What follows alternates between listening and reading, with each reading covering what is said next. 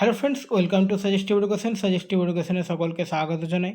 Constable GD examination 2025-এর জন্য আমরা 2024-এর যে প্রিভিয়াস ইয়ারগুলো প্র্যাকটিস করছিলাম তার আজকে 22 নম্বর ভিডিও, এবং আজকে এক্সাম ডেটটা দেখতে পাচ্ছ তোমরা 26/2/2024 হয়েছে এক্সামটা। এক্সাম টাইম হচ্ছে সেকেন্ড শিফটে। তো প্রথম কোশ্চেন বলছে, ভারতের সংবিধানের মূল হাতে লেখা সংস্করণটি কে লিখেছিলেন?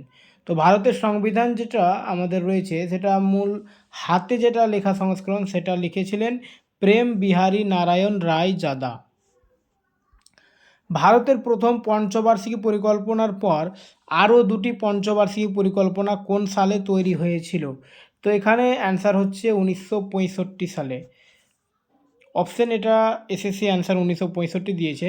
অ্যাকচুয়ালি যে পঞ্চবার্ষিকী পরিকল্পনা সেটা 1951 থেকে শুরু হয়েছিল। 1951 থেকে 56, 56 থেকে 61, আর 61 থেকে 66 পর্যন্ত তিনটা পরিকল্পনা চলেছিল, ঠিক আছে।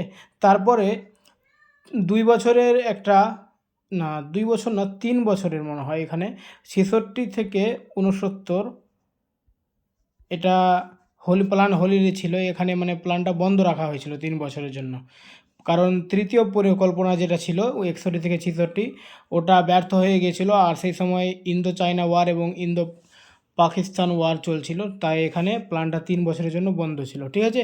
এটা হচ্ছে এই সালগুলো মনে রাখবে। আর এখানে যেহেতু এসএসসি 1965 অ্যান্সার দিয়েছে তাই আমি 1965 এখানে বললাম। ওকে। 2011 সালের ভারতের জনগণনা অনুযায়ী রাজ্য ও ইউনিয়ন অঞ্চলের মধ্যে পুরুষ ও নারীদের শিক্ষার হার সবচেয়ে বেশি কোনটিতে? অপশান রয়েছে মিজোরাম, গোয়া, তামিলনাড়ু, কেরালা। তো পুরুষ ও নারীদের শিক্ষার হার সবচেয়ে বেশি হচ্ছে কেরালায়। নিচের মধ্যে কোন খেলোয়াড় খেলার জুটিটি সঠিকভাবে যুক্ত করা হয়েছে? মনু ভাক্কর শুটিং, ঠিক আছে। Tajinder Pal Singh tour shot put. তো এখানে দুটোই ঠিক রয়েছে, তো অ্যান্সার হবে আমাদের উভয় 1 এবং 2। মনু ভাক্কর এবারে কী পেয়েছে? ব্রোঞ্জ পেয়েছে প্যারিস অলিম্পিক 2024-এ, ঠিক আছে, মনে রাখবে এটা। বিখ্যাত বেহালাবাদক ড্যাশ কর্ণাটক সঙ্গীত ও পাশ্চাত্য ধ্রুপদী সঙ্গীতে প্রশিক্ষিত?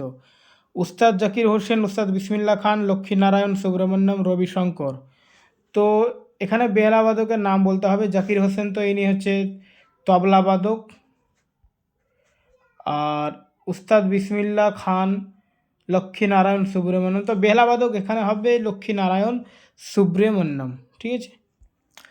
দেবদাসীদের দ্বারা কোন নৃত্যশৈলী জীবিত রাখা হয়েছিল? তো দেবদাসীদের দ্বারা যে নৃত্যশৈলীটা করা হতো সেটা হচ্ছে ভারতনাট্যম। মন্দিরে যারা দাসী হিসেবে থাকতো, দেব মানে দেবের দাসী, অনেক মেয়ে ওখানে থাকতো দাসী হিসেবে, তারাই কিন্তু এই ভারতনাট্যমটা করতো, ঠিক আছে। অনেক সিনেমাতে এটা দেখায় আর কি, সাউথের সিনেমাগুলোতে দেখায়। অর্থের বিষয়ে নিচের কোন বিবৃতিটি সঠিক? অর্থ সরবরাহ একটি স্থিতিশীল ভেরিয়েবল কোনো নির্দিষ্ট সময়ে জনসাধারণের মধ্যে প্রচলিত অর্থের মোট মজুদ অর্থ সরবরাহ হিসাবে পরিচিত। তো অর্থের বিষয়ে দুটো বিবৃতি বলা হয়েছে। একটা বলছে অর্থ সরবরাহ একটি স্থিতিশীল ভেরিয়েবল, আর কোনো নির্দিষ্ট সময়ে জনসাধারণের মধ্যে প্রচলিত অর্থের মোট মজুদ অর্থ সরবরাহ হিসাবে পরিচিত। এই ইকোনমিক্সের কোশ্চিন বুঝতে পারলে ঠিক আছে, এখানে দুটোই ঠিক অপশন হবে, ঠিক আছে। আর যদি তোমাদের অসুবিধা হয়ে গেলো তো এগুলো দুটো হয়তো ইকোনমিক্সের কোশ্চিন থাকে, এত চাপ নেওয়ার দরকার নেই, ঠিক আছে। জাতীয় গ্রামীণ কর্মসংস্থান গ্যারান্টি আইন NREGA নরেগা ভারতের গ্রামীণ পরিবারগুলিকে বছরে মোট কত দিনের কাজের গ্যারান্টি প্রদান করতে চায়? 100 দিনের কাজের। এই কোশ্চিনটা 3বার রিপিট হয়েছে জিডি 24-এ।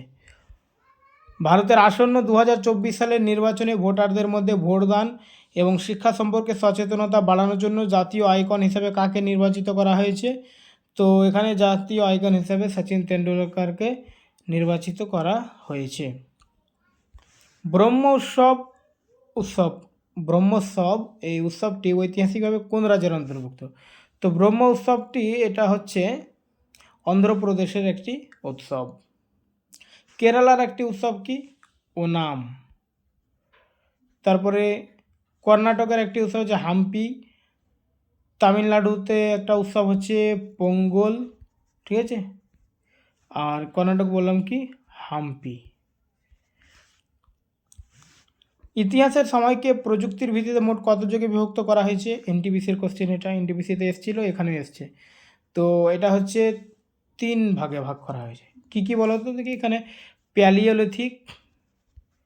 প্যালিওলিথিক, তারপরে হচ্ছে মেসোলিথিক, আর একটা হচ্ছে নিওলিথিক। ঠিক আছে, তো এই 3টি ভাগে ভাগ করা হয় ইতিহাসের যুগগুলোকে।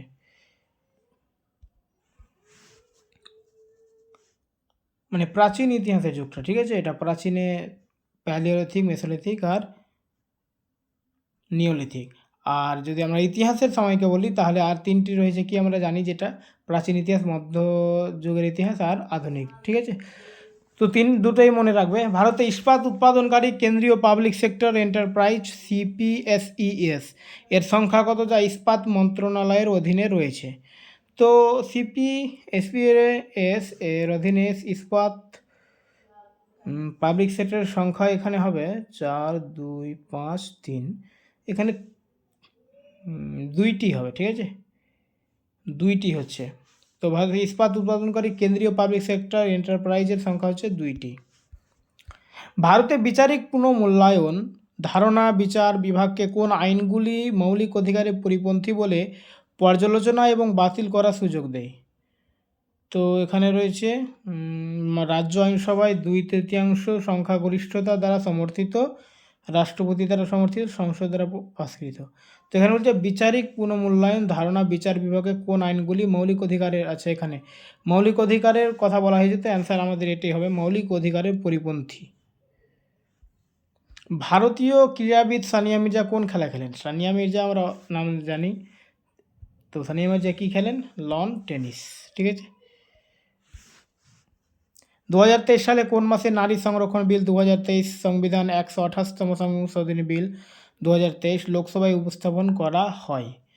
তো সেপ্টেম্বর মাসে এটা করা হয়েছিল 2023-এ। এটা কারেন্ট অ্যাফেয়ার্স, তবু মনে রাখতে হবে, অনেক সময় এসএসসি কিন্তু 5-6 বছর আগের কারেন্ট অ্যাফেয়ার্সও রিপিট করছে। ভারতের প্রথম স্বাধীনতার যুদ্ধ কোন সালে হয়েছিল? তো প্রথম স্বাধীনতার যুদ্ধ বলা হয় সিপাহী বিদ্রোহটাকে, 1857 সালে। ফুটবলে একটি সরাসরি ড্যাশ দেওয়া হয় যদি কোনো খেলোয়াড় প্রতিপক্ষের বিরুদ্ধে অসতর্ক, অবিবেচক বা অত্যাধিক শক্তি প্রয়োগের জন্য কোনো অপরাধ করে, তো তখন কি করা হয়? ফ্রি কিক দেওয়া হয় একটা, অপশন ডি। আগস্ট 2023-এ প্রাক্তন ভারতীয় ক্রিকেটার ড্যাশ নির্বাচন কমিশন ইসি দ্বারা জাতীয় আইকন হবে নির্বাচনী প্রক্রিয়ায় বৃহত্তর ভোটার অংশগ্রহণের প্রয়োজন সম্পর্কে সচেতনতা ছড়ানোর জন্য। অ্যান্সার হচ্ছে সচিন তেন্ডুলকর। সোনাল মানসিংহ কোন নৃত্যশৈলীর সাথে প্রধানত যুক্ত? সোনাল মানসিং ইনি ভারতনাট্যম এবং ওড়িশি, আচ্ছা অপশন বি এ রয়েছে, ওড়িশি এবং ভারতনাট্যমের সঙ্গে তিনি যুক্ত। ভারতের কোন রাজ্যে কম্বালা ঐতিহ্যবাহী মহিষ দৌড় শীতকালীন মৌসুমে ফসল কাটার সময় উদযাপনের জন্য পরিচালিত হয়?